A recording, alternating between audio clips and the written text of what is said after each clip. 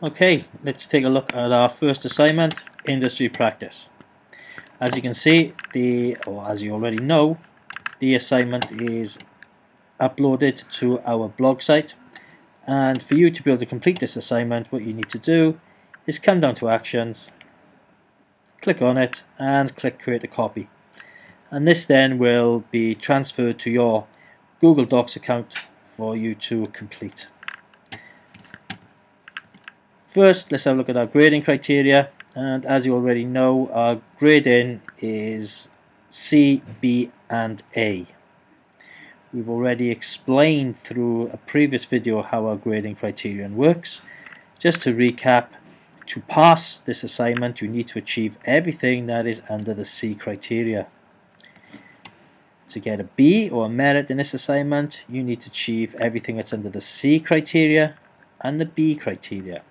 And finally, to get an A, you need to achieve everything that's in C, B, and all of A. And I'm sure that all of you will be aiming for an A.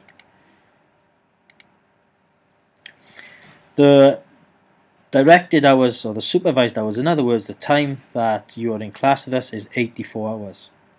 You're expected to do 66 hours of self-directed study. In other words, in your own time away from Unitec and the teachers. And the aim is to develop the knowledge of industry commercial practice. C1. Okay. If you have not attended the scheduled first aid course, then you need to speak to us immediately. If you have and you have passed the course, your first aid certificate will come to us. We shall pass it on to you, and we'll scan it and upload a picture of your certificate into this box here. Fire. What we would require you to do is to look at the three elements of a fire. Very simple, and there's plenty of information on the internet that'll help you complete this. Now what we want you to do is have a little think about the motor vehicle repair environment.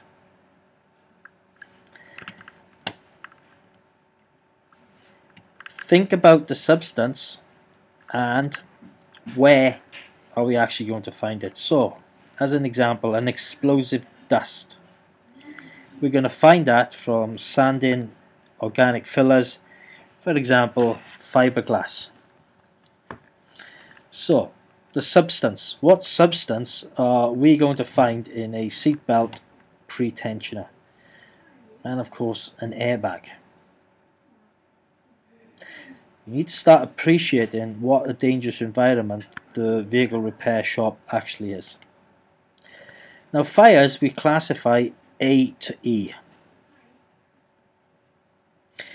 What we would like you to do here is to identify what type of fire comes under each separate classification. Now, believe it or not, we are building to something, and it's this. I would like now a poster created for different fire extinguisher types. Okay. Now you must be very accurate here in identifying the fire extinguisher and the type of fire that it is designed to quench. Now we're going to have a little bit of a look at accident investigation. Watch the video and just have a read of this page. Moving on, this is the exercise. A lot of us have done it in class already, and we know what we're doing. It's just a little narration, a little story about a car that fell on a guy's head. And as you can see there, it split the skin open, and that white part there is his skull. Any further, you probably see his brain. Now, I've put it in the hyperlink. All you have to do is click on the hyperlink, download the form, and complete it accurately.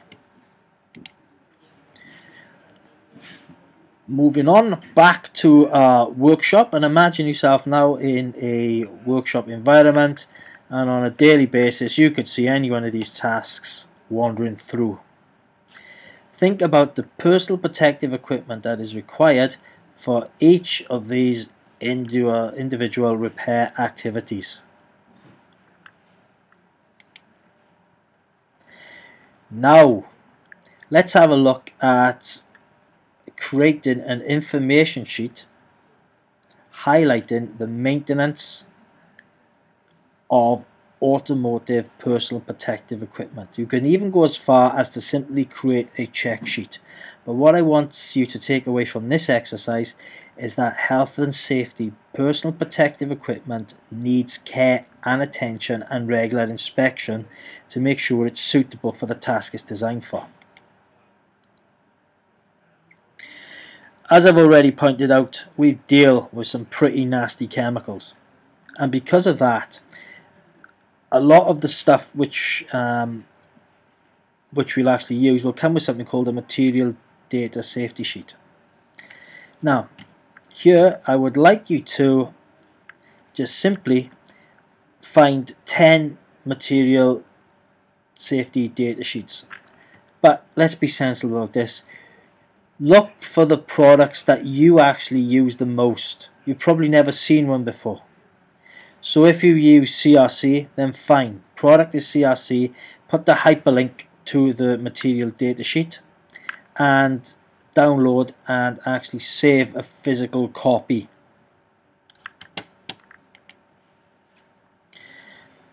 Watch the video. Listen very carefully to what I'm saying. Take down notes for the measurements and plan your shop and have a lot of fun with it.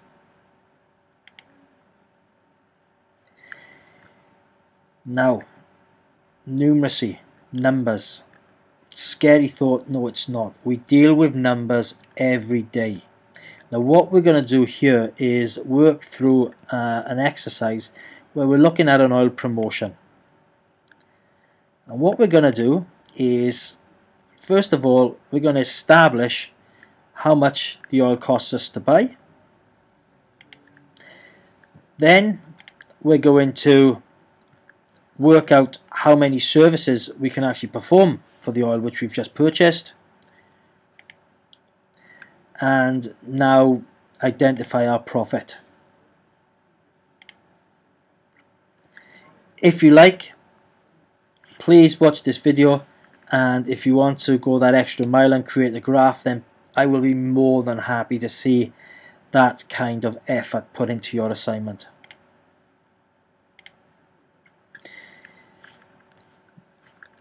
A lot of us have already done this, and we've completed it through a paper-based activity.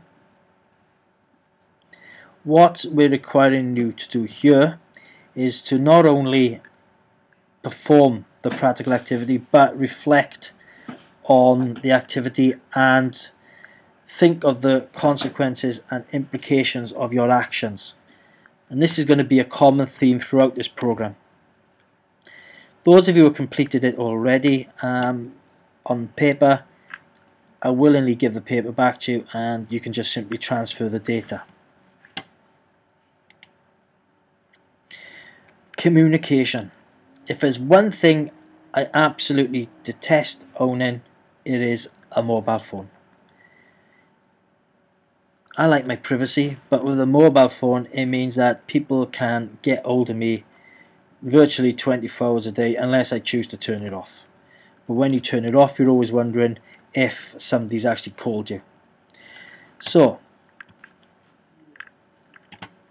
the pro for the mobile phone is that a lot of people have them. They're fairly easy to use.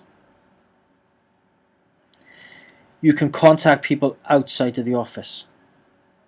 The con is that it now almost turns your availability into 24 hours. So think about all of these little things, and it's probably something you've never come across before, but these are standard methods of communication which virtually all industries will use.